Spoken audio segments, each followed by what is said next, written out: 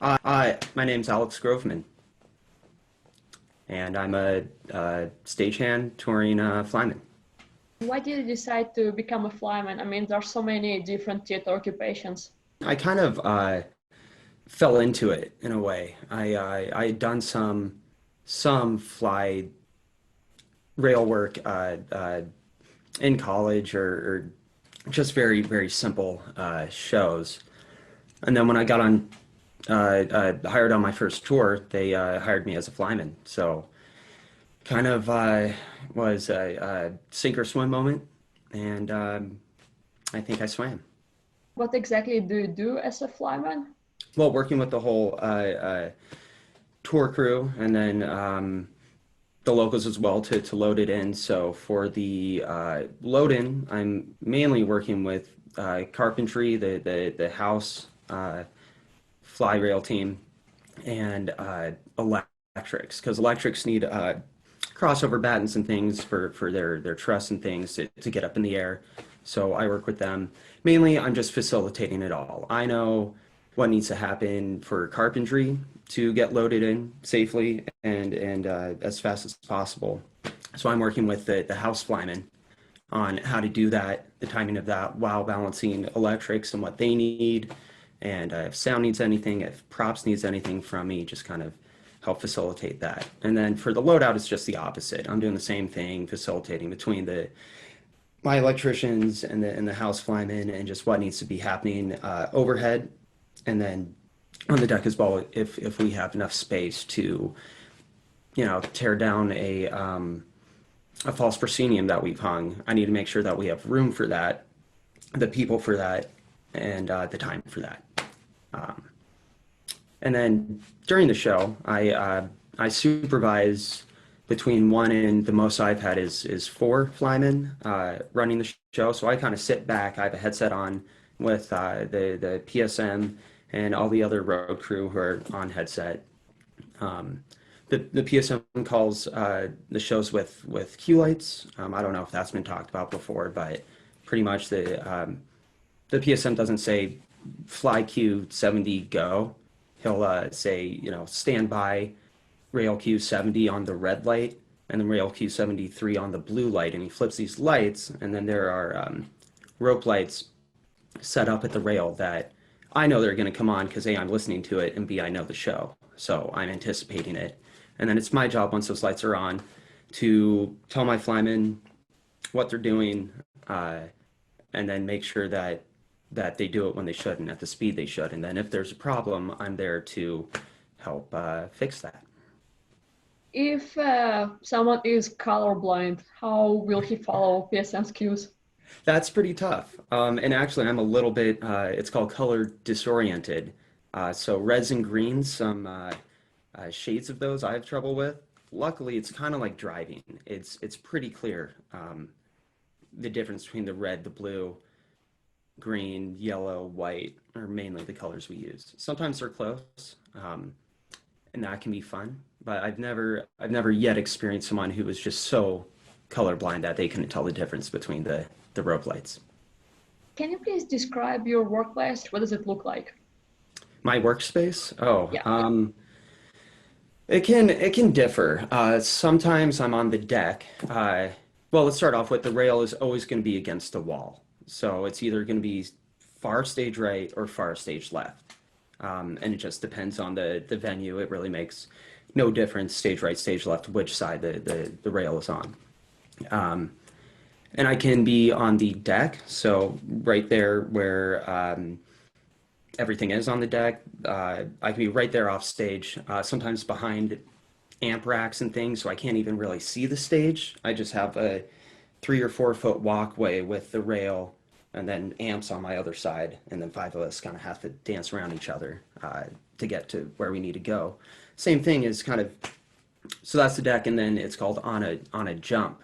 So that can be 20, 40 feet, 50 feet up in the air, still against that wall with the rail. And that can be a catwalk that's 2 feet wide. Sometimes they're 15 feet wide with a couch and a fridge and TVs. So it really depends. on the venue. They're all so different. But I'm always against the wall, either on the deck or 20 or 30 feet in the air. What's the difference between your job and the job of the automation carpenter, for example? We work together, both load in, load out, and kind of during the show. Even though we're independent during the show, automation is usually set up just in a corner somewhere, surrounded with their amps and screens and whatever gear they need. And they're just kind of, it's almost like a light board. Automation's hitting a button, same thing with the cue lights on headset with the PSM. While I'm working with like live people. So if something happens, we need to work together because a lot of times automation is also in the air. So if I'm up on a jump, I have a better viewpoint to see if things are snagging or what's happening in the air, if something is wrong there. But automation is, yeah, it's all computerized. So it's just a dude hitting a go button and then ready to emergency stop it if something goes wrong. Or my emergency stop is telling the guy to stop and then also physically grabbing the rope to make it stop. What do you love the most about being a flyman? Not having to wear show blacks is a big bonus in my book. It gets really tiring just having to wear black clothing every day, 6 days a week, and especially when you're touring. Is it really worth it to travel different colored clothes for the 1 day a week you're allowed to wear them? So personally, I enjoy that aspect of it. I'm so far removed that if someone sees me during the show, there's definitely more wrong with it than me wearing a blue t-shirt. But aside from the dress code, I I don't know. I like the atmosphere. I like the I like kind of having a special little, not little, but a special job that not a lot of people outside of those in the industry know about. So I just enjoy, of course, having a great show, and then knowing the audience doesn't really understand how many people just in my department it takes to make that show happen. So kind of the just the being backstage, being the background, like making the show happen, but the silent partner in it. What are some of the most common misconceptions about what you do? I think the biggest one is like the rock and roll roadies, this drug, sex, and rock and roll type thing with road crews, and even though you can have a lot of fun and you should, it's also just it's a lot of hard work, and it takes a lot of smart, hardworking people to get shows in safely and run shows safely. What is it like to be on tour? That's a big question. It's certainly not for everybody. I've been on the road about 5 years, and I've struggled with it at times, because it's your life. I mean, I haven't lived anywhere in 5 years. Just bought my first car ever yesterday, and I'm 30, almost 34. So it that kind of civilian life, or the staying stationary life, is just gone. So, some people do buy houses. They do have places that they sublet or sublease in New York or whatever, and that could work. I was just in a spot where I didn't live anywhere when I got on tour, so it didn't make sense to do that. So that aside, it's great if you like traveling. It gets boring or old being on planes all the time and going through TSA and having to just always be packing and unpacking.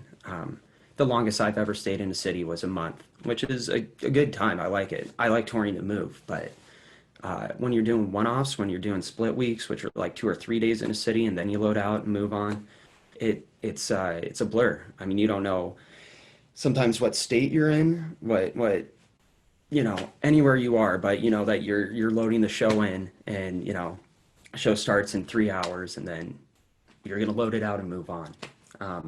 So it can be this kind of Groundhog Day feel where you're just repeating the same day over and over, just with different locals in a different place to get lunch.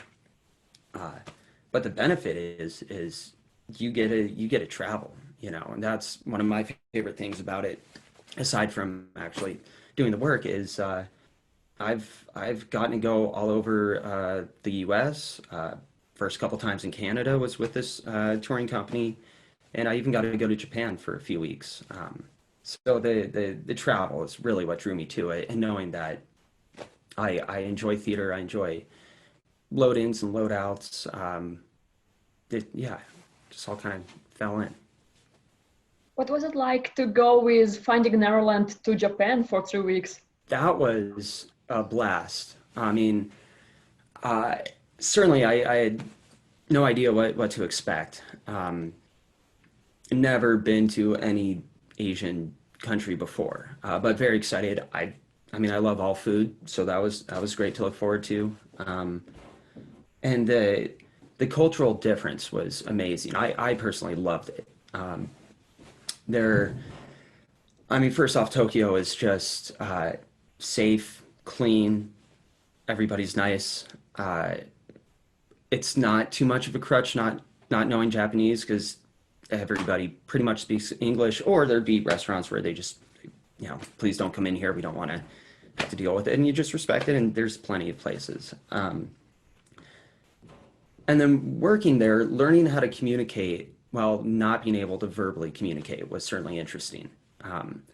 We would have translators, one or two per department, but sometimes you have to do another project with just two or three local hands.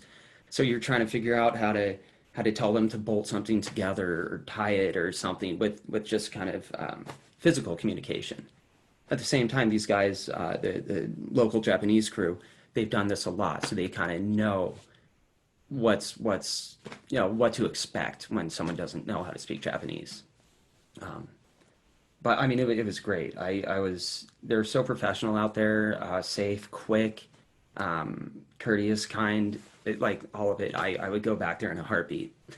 Fly rail is motorized in Japan, isn't it? That was also very different. Because as I said before, usually I'm watching four people physically pull a rope, and one of my jobs is to really watch them like a hawk and stop them if they're gonna blow through, come in too far and possibly hurt somebody. So that didn't happen in Japan, since it was kind of like a light board, kind of like automation. I had these two very nice Japanese young men. One was the backup to the guy running the board. And the cue light would come on, and I kind of point at the cue light and say, hey, cue's gonna happen, and they'd acknowledge that they're standing by, and then I'd give them another warning that it's about to happen, and they'd press the button, and the things would change, and we'd move on. So the shows got really boring for me. I think I made a lot of paper airplanes and kept throwing them at the deck electrician because he was also bored because, the crew there is great. So it was different, but it was very safe, and just really, really fun to do something new like that. What shows have you worked on, Alex? My first tour was Bullets Over Broadway. After that, Dirty Dancing, and then Finding Neverland, A Bronx Tale, and then I was just on the Donna Summer jukebox musical. So that's all the shows I've done on tour. Were you on tour when Broadway closed? Mm-hmm. Yeah, we were actually in Toronto with Donna Summer, first time, and I was really excited. And we were there about 6 days, and then we got the call to not show up, and then load out the show the next day and get home. Frustrating, I guess. You can't necessarily blame anyone for a virus. But just the unknowing of am I going to be able to continue in this career, or do I have to really make a big shift? Is it going to be worth it? Is theater going to come back in any of the same way, or is it going to take a long time? Yeah. How do you deal with the uncertainty of your job in general? Like, you never know if the show will be a flop or not. Yeah, a thing of theater and entertainment. There's some stability in at least the touring company I was with, networks, because I'm not the most knowledgeable of their history, but I can't think of, at least in my experience with them, any time that a tour's closed early. Usually when you're on contract for the 10 months, you'll, at least in my experience, do those 10 months. Knowing if you have work after that is a whole other thing, and that's for me the scary part. Because sometimes I won't know if after this tour that ends in August, am I going to have another tour soon after that, or do I have to kind of figure something out until I can get a show? Who usually hires the flyman? That would be the company Networks, who also hires the whole road crew. Um, I'm not sure if PSMs are grouped in there, if they're separate or not, but I'm hired the same way that the assistant carpenter is, or head wardrobe. We're just in with this company, and they'll get a hold of us for the next season and say, hey, there's this show that we think you'd do well on, and you'd like the schedule and this and that, and you look at it and you say yes or no to it, and then based on other things. Yeah, so but getting into the company is the harder part. And a lot of people just apply and eventually get in. A lot of times, if you are a local in a house, in a a local in a house, and then a touring company notices you and likes you, and you do a good job for them, they might take your name, and then if they need someone to fill in or take over, they have your number and they saw how you worked and liked you. I was or you can be referenced by somebody, and that's how I got the job. Was I worked with someone who had worked with this company in a different theater, and they passed my name along. So then they needed someone really quick, and my name was on the list. So yeah. Are there any internships for someone who is interested in this career, or do you have to go to college? You absolutely do not have to go to college to tour or work in theater. The union is a great way to not go to college and have a very good career in theater. And touring. I mean, my head carp last year, I don't think he had a degree, and he's been on the road for 10 years and done very well for himself.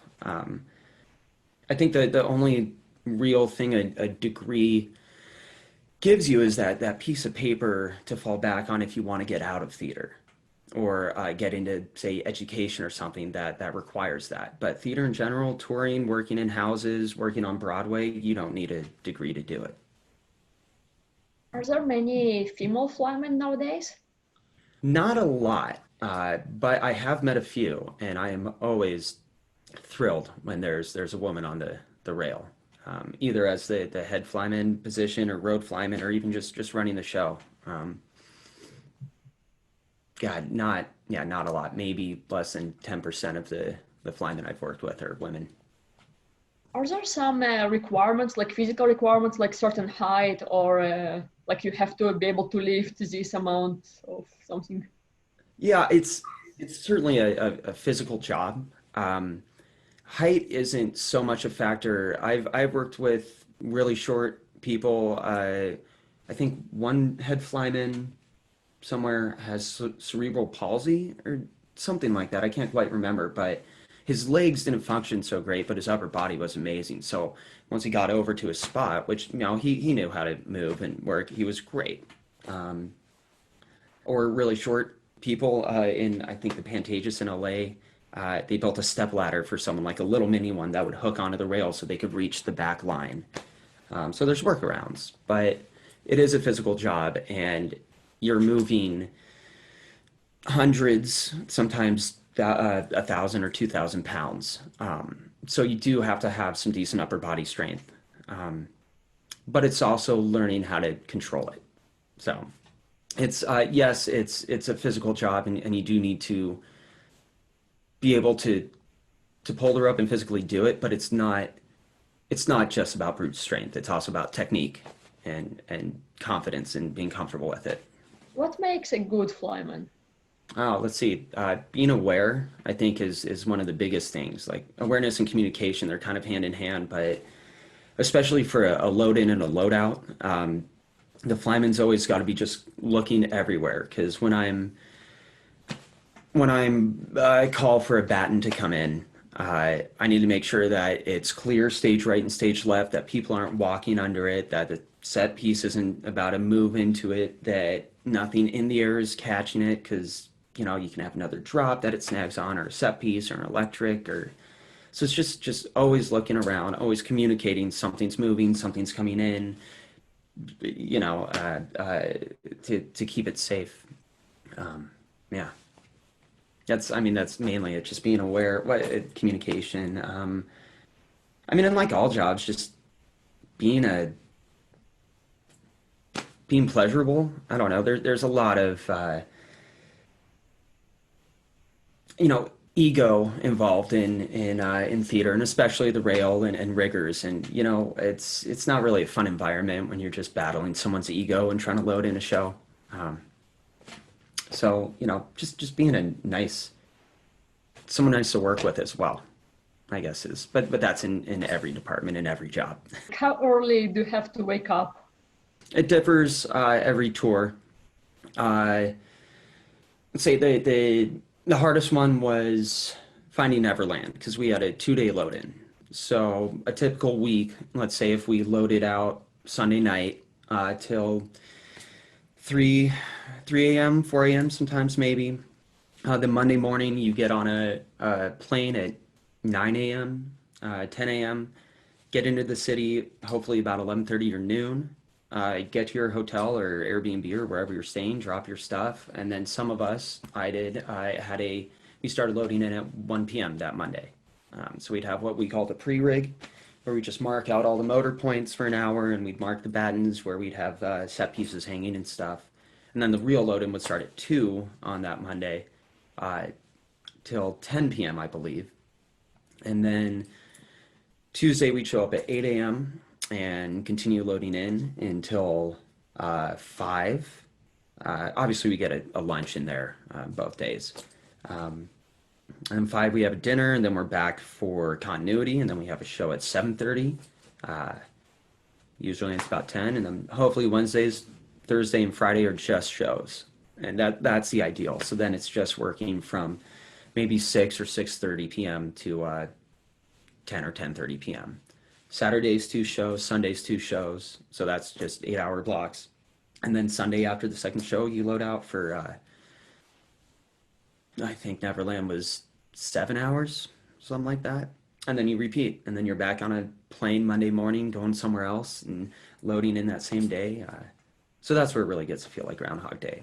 Some schedules are easier, where you're not loading in on a Monday. You might start at 6 a.m. Tuesday and just load in and do the show Tuesday night. So that means Monday you're just traveling, which still isn't really a day off, but you'll take it. They usually travel on a tour bus or on a plane? The company I worked for, if I think it was 300 miles, if something was under 300 miles, we'd take a bus, but over we'd fly. And that's just built into the contract for the year. Do stagehands stick together on a bus, or like together with cast? Like, is there a division between cast and crew? Oh, well, yeah, there's absolutely a division. The crew has their own bus, always. Aside from sometimes when you have a coach bus and you're just maybe going an hour or two, and then it can be mixed cast and crew. But if it's like a tour bus and the cast is you don't even really allow them on there. It's because that's your home. That's the crew's home. You have your bunk, you have your front and back lounge, and you're living on it for months at a time. So, yeah, the cast usually thinks it's great, and it is, being on a tour bus is fun, mostly because you are with your friends. Hopefully you're getting along with the crew, and tour bus is fun. You have a few drinks after the loadout, and just it really brings you into this togetherness as a crew and show. But at the same time, when you're know that you're going to be on a tour bus for a few months. You know that you're moving every day. So even though it's fun and you're on a bus and bus runs and the food you get at Walmart and late night runs, it means you're also working 6 days a week, 18 hours a day, um, mostly. So it comes with that flip side of tour bus is fun and it's great and it's your home, but it's also you don't really see it that much. How do you prevent and deal with burnout? I mean, you can't live in the middle of the tour even if you're sick of everything, right? And burnout's a huge thing. And again, I've had to look at myself for that. And everyone has their off weeks or days. But I think to prevent burnout, you just have to know yourself and find something. You need to do something outside of working and outside of your hotel room. And that's the biggest factor. The best times I've had on tour have been when I've connected with some other crew members and we've just liked the same things. So when we do have an afternoon, we'll go karting or play tennis or go hike or find something to do that's outside, that's active, that it has nothing to do with theater. At least for me, that works. That helps me not get burnout. And just being healthy, it's easy to drink too much. It's easy to eat terribly, and those can negatively, affect you as well. Do people actually love musicals, or is it just the job itself that they want? Oh, it's a mixed bag. I'd say the touring crew, for the most part, would like musicals more than the local crew. Because the local crew, a lot of times, they've come in from all different walks of life. They didn't study theater in high school and college or really know much about it, but I know one guy, and he's a awesome head carpenter of a venue in a really big city. He started out as a janitor and then kind of got to know some of the crew there, and they brought him in to start loading in, and he dug it and just stuck with it and really worked up the ranks. Um, I mean, I've met homophobic stagehands and flymen that just I'm perplexed because while they're saying these homophobic remarks, there's a musical happening on stage and mermaids are dancing around. It's like, do you know why you're employed? Like, how can you be homophobic but you do find that. Personally, I'm not a huge fan of musical theater. I grew up watching some of it, and I like some of it, but I'm not a diehard uh, theater person. If I have a week off, I'm not going into a theater where some people have a week off and they try to see as much Broadway as they can. Um, but all in all, what it comes down to is the job. So whether you like musical theater or not, it's just about doing your job to the best of your abilities, you know. What are some of the most memorable stage mishaps that you have witnessed, either funny or stressful? The mishaps? Oh. Oh man. Okay. One comes to mind, and I won't mention the city, but um, so during one show there was what did I have? Three, four Flymen. There was a busy sequence, and it was the one busy sequence of a show. So my three or four Flymen are kind of grouped together mid stage on the rail because there's these things that need to happen right there, and then my furthest downstage Flyman has to move pretty quickly all the way downstage on the rail to take a piece, fly a piece out, and then come back up to that mid stage spot pretty quickly to take another piece in. Uh, so it's just a quick movement, mainly for that guy, but there's also two or three other people doing things that I'm trying to watch as well. Uh, and this one show, we had been there for about a week, so these guys knew the show at least a bit by then, and I was a little more comfortable by then as well. We're getting to that sequence, and uh, it's going, and we're all at that mid stage spot, and then downstage guy runs downstage to take out this lamppost, and I watch him do it, and he goes on the light, but then I just see him really struggling, and you shouldn't ever be struggling on the rail, like especially after a week, because the weights are worked out, it's imbalanced. It might be heavy to get going, but you can just tell the difference. So immediately I see that this guy's really struggling to take this thing out. And I'm up on a jump stage right. So I quickly look over the rail, and instead of this lamppost going out, I see the show portal, a soft, just legs and border, going out. So at first I think the lamppost has caught the portal. So I'm telling the guy that that's what's happening. Then I realize he's on the wrong line set. So instead of pulling out the lamppost, he's pulling out the show portal that was also a few hundred pounds out of weight, I think. It was piece heavy, and we just left it to keep it stretched. So that was pretty memorable. So all of a sudden, instead of this lamppost going out and all this other stuff is happening upstage, you just see these black velour legs go out to reveal the sound towers. So that was pretty memorable. We got right back on track, I'll say, and didn't need to stop the show or anything. But that's certainly a memorable one. Or the opening night, finding out that your Flyman, your house Flyman, has labeled the rail differently than what you were calling it. So trims are the marks on the rope where you stop, and so what you see out on stage, you have a mark on the rope here to stop at. So you get your different heights. And sometimes you can have a lot of these trims on a rope, sometimes like 5, 9. So labeling them is important, but the miscommunication during the loading can happen. So what you're calling a low mid, they might have labeled as a high mid for whatever reason. So you're running the show and all of a sudden your trims are off and you have to figure out what's going on with hopefully not stopping the show. So yeah, that's another time that I figured it out. We took about a minute, but those are two that really come to mind. There's always the little things, missing a trim a bit, bouncing in when you have a hard piece and it hits the ground kind of hard because it's heavy and they didn't stop it in time. But I think the portal going out was the big winner for me. By the way, how do you see all these marks if it's dark in the theater during the show? Well, we do have run lights, and the rail being so far removed and sometimes up really high, we have lights shining on all the ropes that we can see. And sometimes you can have these blue lights and a special tape that glows in the blue lights that are still different colors, so they kind of pop a little more. Sometimes it's called flags, and it's just little pieces of ribbon that you stab into the rope, to the rope on the fly rail, and then you can kind of see this flag moving as you're pulling it.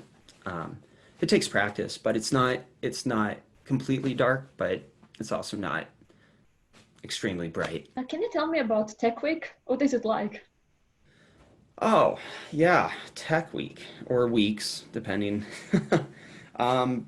It's all different. I mean, tech's never fun, no matter what type of theater you're doing. The techs that I've been doing the last few years with this company, it's a lot. Like, I thought I knew what hard work was, or long days, but this showed me I was a little wrong. Pretty much, the crew, you'd start every day at 8 a.m. You get a lunch that can vary depending on what needs to happen to the rest of the day, but you always get an hour lunch and an hour dinner, unless something's really wrong. But 8 a.m. to 11 p.m. Is it Tuesday through Sunday usually? So you'll get that Monday off, but then Tuesday you're back in at 8 a.m. and leaving at 11, and that continues for maybe 3 weeks, through previews, through all the dress rehearsals and things.